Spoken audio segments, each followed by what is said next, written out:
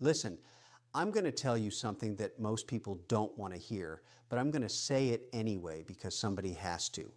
You're broke. Not because you don't make enough money, not because the economy is rigged against you, not because you didn't get lucky. You're broke because you keep buying stupid things that are keeping you poor. And before you click away because the truth hurts, let me tell you something. I built my fortune by understanding one fundamental principle that separates the wealthy from everyone else. Rich people buy assets. Poor people buy liabilities and think they're assets. It's that simple, and it's that brutal. Now, I know what you're thinking. Here comes another rich guy telling me I can't have a cup of coffee. Wrong. This isn't about coffee. This is about 5 specific categories of purchases that are absolutely destroying your financial future, and I'm going to break them down for you right now. But first, I need you to do something. If you're serious about building wealth, if you're tired of living paycheck to paycheck, if you want to actually retire one day instead of working until you drop dead, then hit that subscribe button right now. Join this community. We're building something here, a group of people who understand that money is a tool, not a toy. Let me start with the first thing you need to stop buying immediately. Brand new cars. Oh, this one makes people angry, but I don't care. Buying a new car is one of the dumbest financial decisions you can make, and I'm going to prove it to you with simple math.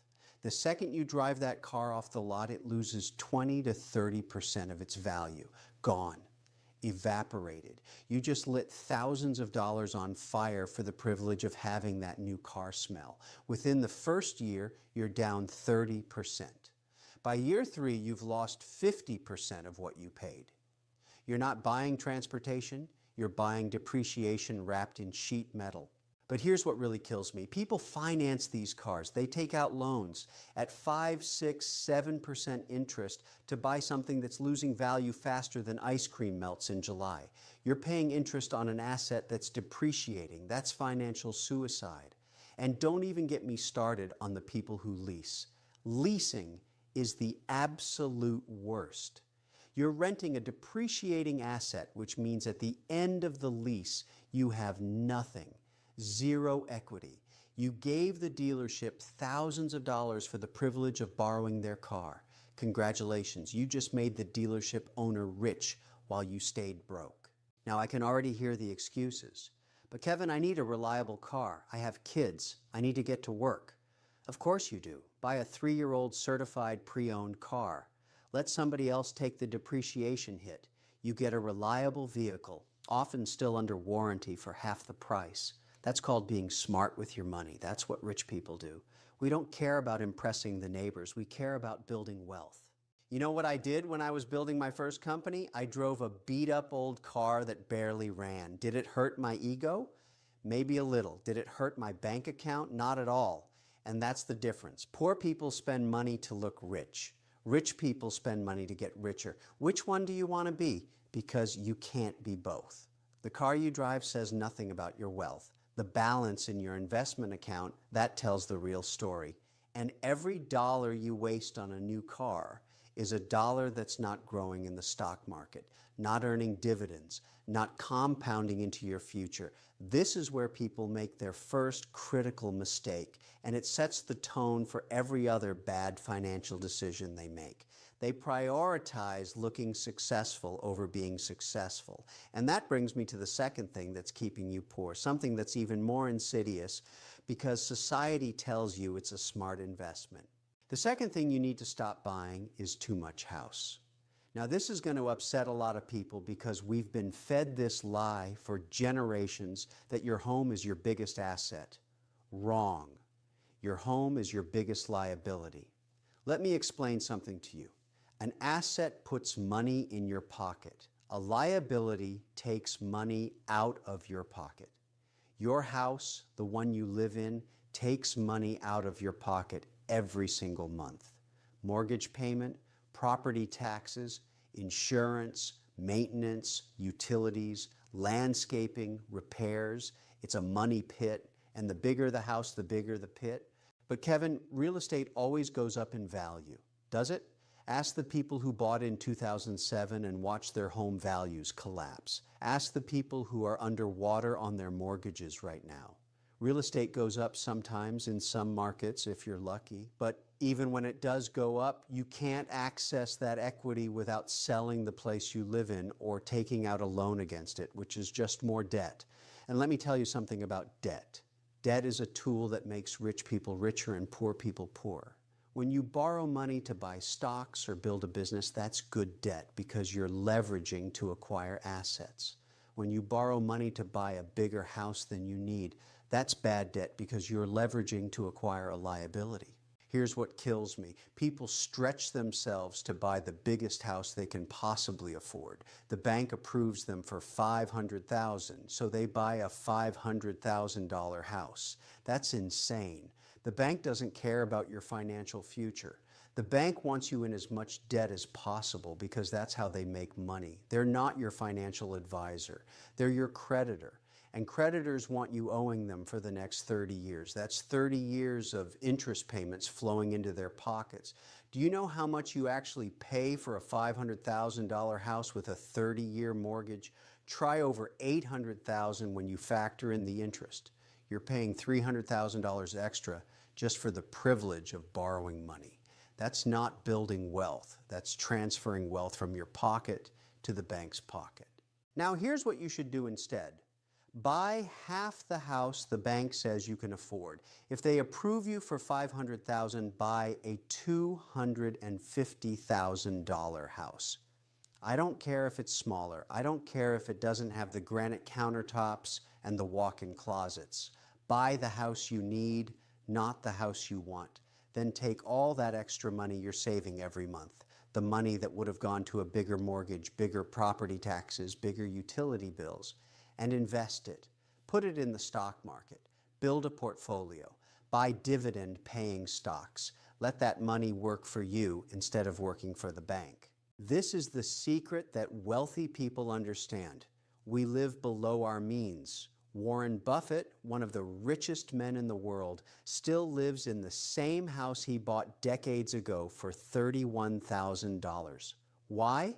Because he understands that every dollar spent on an unnecessarily big house is a dollar that can't compound in his investment portfolio.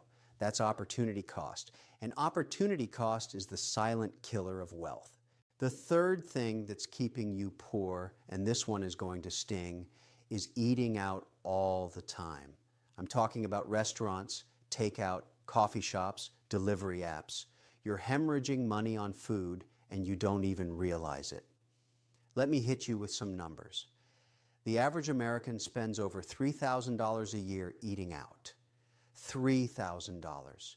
Do you know what $3,000 invested every year for 30 years becomes at a 10% return? Over $500,000.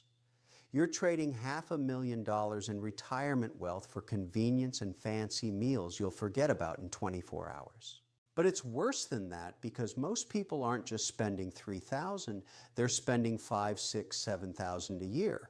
Morning coffee, lunch at work, dinner because you're too tired to cook, weekend brunches, date nights. It adds up faster than you think. And here's the part that really bothers me. People tell me they don't have money to invest, and then I watch them spend $15 on a salad for lunch. You have the money. You're just spending it on things that disappear instead of things that grow. Now, I'm not saying never eat out. I'm saying be strategic about it. Cook at home most of the time.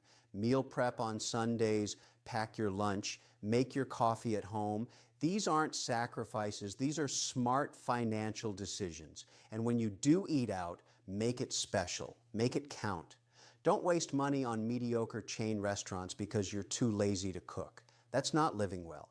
That's being financially irresponsible. Rich people understand the value of a dollar. Poor people think small expenses don't matter, but small expenses become massive expenses over time, and massive expenses destroy wealth.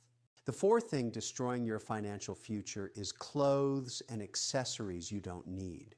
And I'm not just talking about designer handbags and luxury watches, although those are absolute wealth killers. I'm talking about the constant need to update your wardrobe every season, to have the latest sneakers, to buy clothes you wear once and forget about. Your closet is probably full of things you bought, wore a few times, and now they just sit there taking up space. That's not a wardrobe. That's a museum of bad financial decisions.